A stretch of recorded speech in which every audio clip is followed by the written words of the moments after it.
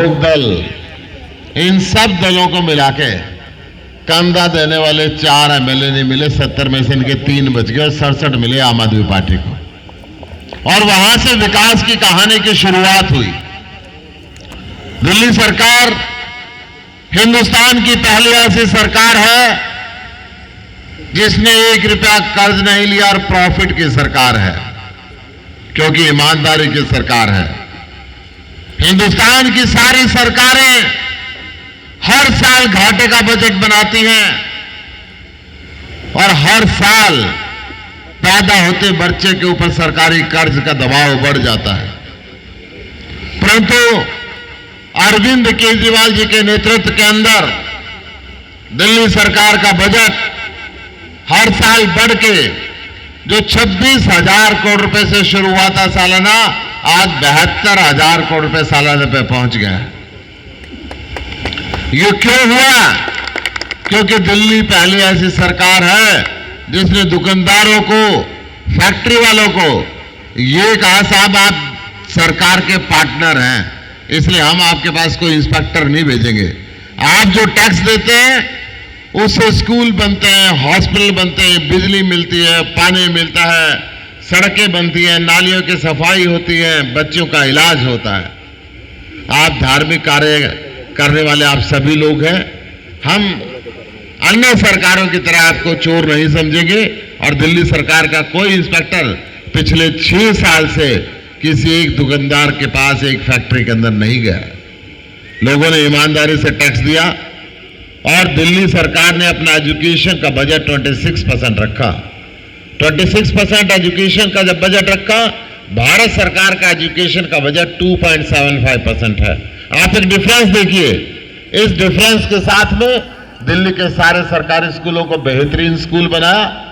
और अमेरिका के राष्ट्रपति जब हिंदुस्तान के अंदर आए तो उनकी धर्मपत्नी ने कहा कि मैं अरविंद केजरीवाल के सरकारी स्कूल देखना चाहती हूं, 5 साल के अंदर क्या कमाल किया है। ऐसे दिल्ली के सारे सरकारी हॉस्पिटल, सारे मोहल्ला क्लिनिक इतने शानदार बनाए कि हरियाणा सहित हिंदुस्तान के अंदर कोई बीमार होता है तो जान बचाने के लिए दिल्ली की तरफ भागना पड़ता है। हर मोहल्ले के अंदर मोहल्ला क्लिनिक, फ्री दवाई, फ्री टेस्ट, बिना अमीरी गरीबी के आधार पे। दिल्ली के अंदर हर घर को 200 यूनिट बिजली मुफ्त दी जाती है। हर मीटर पे, घर के अंदर 4 मीटर लगे तो 800 यूनिट, और 400 यूनिट आधे रेट पे दी जाती है। 20,000 लीटर पानी मुफ्त दिया जाता है। 24 घंटे बिजली आती है और 24 घंटे पानी आता है। नल खोलते जैसे बटन दबाते बिजली आती है। दिल्ली के लोग भूल गए हैं कि जनरेटर और इन्वर्टर की जरूरत दिल्ली के अंदर है। सारे देश की महिलाओं के लिए दिल्ली में बस यात्रा मुफ्त है।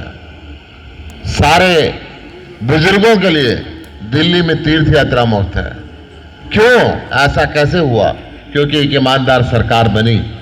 दिल्ली के अंदर आरटीओ दफ्तर पे ताला लगाया हुआ है, सारे पेपर आपके घर पे पहुंचते हैं। राशन की डिलीवरी दिल्ली के अंदर दिल्ली सरकार गरीब व्यक्ति के घर के ऊपर करती है।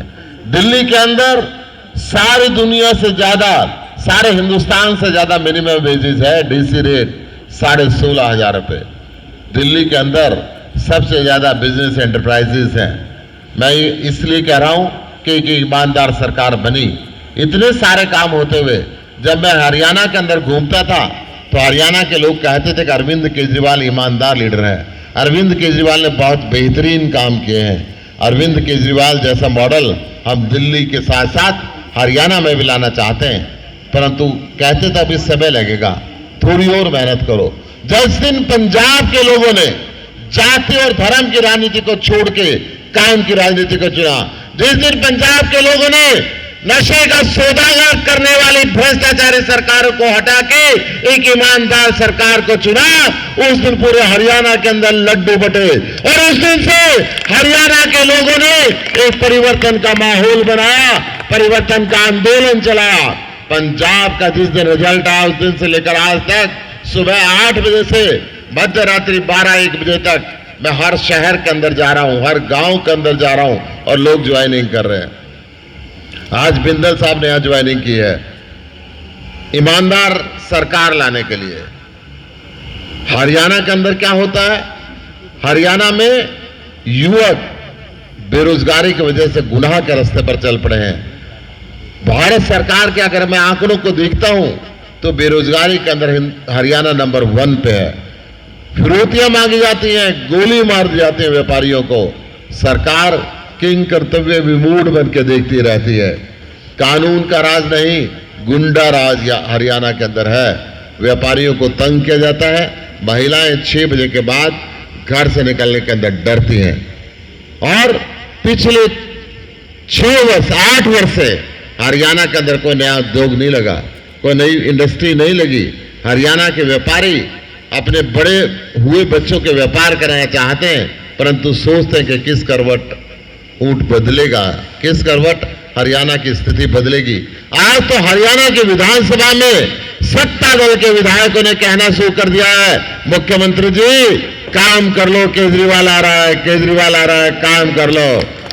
और हिमाचल के अंदर भी सत्ता दल के विधायक कहते हैं, मुख्यमंत्री जी झाड़ू आ रही है, अब तो सोते हुए उठ जाओ, झाड़ू आ रही है। ये परिवर्तन का आंदोलन जनता ने चलाया है। आज बिंदल साहब ने आम आदमी पार्टी को ज्वाइन किया है, मैं इनका अभिनंदन करता हूं, स्वागत करता हूं। और कैमरे वालों से मैं निवेदन करूंगा, एक बार कैमरे पीछे की तरफ घुमा दें प्रेस वाले। एक सवाल मैं पूछना चाहता हूं, मैं आप सब लोगों से निवेदन करना चाहता हूं, आम में से जो भी लोग भ्रष्टाचारी सरकार को त्याग के ईमानदार सरकार बनाना चाहते हैं, जो भी लोग धर्म और जाति की राजनीति को छोड़ के काम की राजनीति को अपनाना चाहते हैं, जो भी लोग आम आदमी पार्टी की सरकार हरियाणा में लाना चाहते हैं, कृपया एक बार हाथ खड़े करके बताएं। देखिए पूरे करनाल ने हाथ खड़े किए। एक बार जोरदार तालियां करनाल के नाम पे। आप सभी को आम पार्टी की सदस्यता दी जाती है। आप सबका बहुत बहुत बधाई, बहुत आभार। मैं बिंदल साहब का भी आभार व्यक्त करता हूं कि आपने इतना सुंदर कार्यक्रम यहां पर रखा। आपका बहुत बहुत आभार। आप देख सकते हैं जिस प्रकार से जो ज्वाइनिंग है वो बिंदल जी ने की है, और उनका जो आभार देख सकते हैं किस प्रकार से। मैं राजा करण की नगरी में डॉक्टर सुशील गुप्ता, सांसद एवं प्रभारी डॉक्टर बालकृष्ण कौशिक, अध्यक्ष उत्तरी जोन हरियाणा आम आदमी पार्टी, इंजीनियर सुखबीर सिंह, संगठन मंत्री उत्तरी जोन हरियाणा आम आदमी पार्टी, महेंद्र जी जिला अध्यक्ष आम आदमी पार्टी, संजीव मेहता जी विधानसभा अध्यक्ष आम आदमी पार्टी, मेरे मित्रगण, शुभचिंतक एवं आम आदमी पार्टी के कर्मठ कार्यकर्ताओं का यहाँ पधारने पर मैं हार्दिक स्वागत करता हूँ। दोस्तों, मैं बहुत साधारण सा व्यक्ति हूँ। मैं बहुत सारी सामाजिक संस्थाओं से जुड़ा हुआ हूँ, पर मैं पिछले 15 वर्ष में कभी स्टेज पर नहीं आया, और मैंने पिछले 15 वर्ष में पर्दे के पीछे से ही कार्य किया। मैंने 15 वर्ष में कोई भी किसी स्टेज पे अवार्ड नहीं लिया, और 15 वर्ष से पूरी निष्ठा से सामाजिक और धार्मिक कार्यक्रमों में मैंने पार्टिसिपेट किया। जब मनोहर लाल जी करनाल 2014 में आए थे, इसी प्रांगण से उन्होंने अपनी शुरुआत करी थी और वो मुख्यमंत्री बने थे।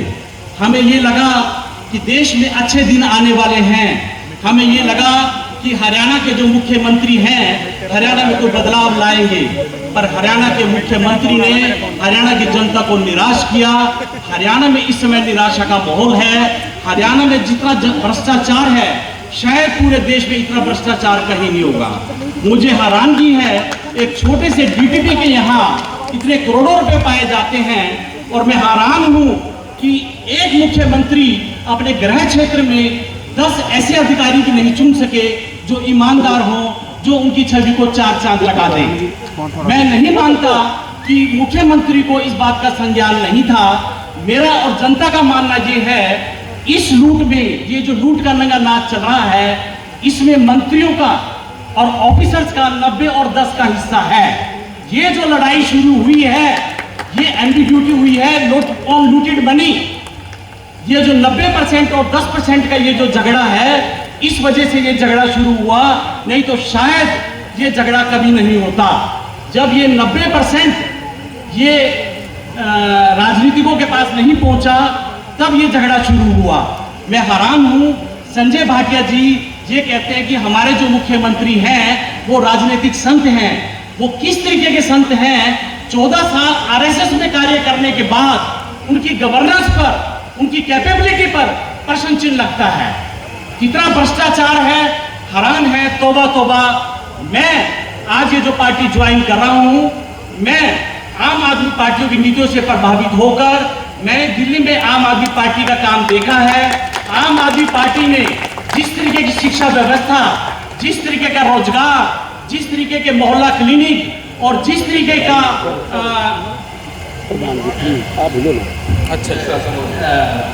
मेडिकल, जिस तरीके की मेडिकल फैसिलिटीज दिल्ली में प्रदान करी है, उसका पूरे हिंदुस्तान में कोई जवाब नहीं है। उसके विपरीत आप हरियाणा में देखिए, हरियाणा में कितना बुरा हाल है। मुख्यमंत्री जी कहते हैं मैं राजनीतिक संत हूँ, संजय भाटिया जी उनकी पैरवी करते हैं, वो राजनीतिक संत हैं। अरे भाई वो कैसे संत हैं? वो अपनी दोनों जेबें बाहर लटकाए हुए हैं और लोगों को कह रहे हैं और अफसरों को कह रहे हैं, राजनीतिकों को, जितना लूट सको लूट लो, मैं तुम्हारे साथ हूँ।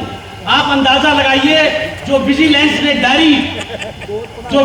ने जो डायरी रिकवर करी थी उसमें कितने लोगों के नाम हैं? क्या मुख्यमंत्री में इतनी हिम्मत है उन नामों को उजागर करने की? जनता जानना चाहती है कि उनमें किस किस व्यक्तियों का नाम है। पता चला है कि नूर महल के पीछे करनाल के एक बहुत बड़े जो मुख्यमंत्री से जुड़े हुए व्यक्ति हैं, उनकी 5.5 एकड़ जमीन की रजिस्ट्री हुई है।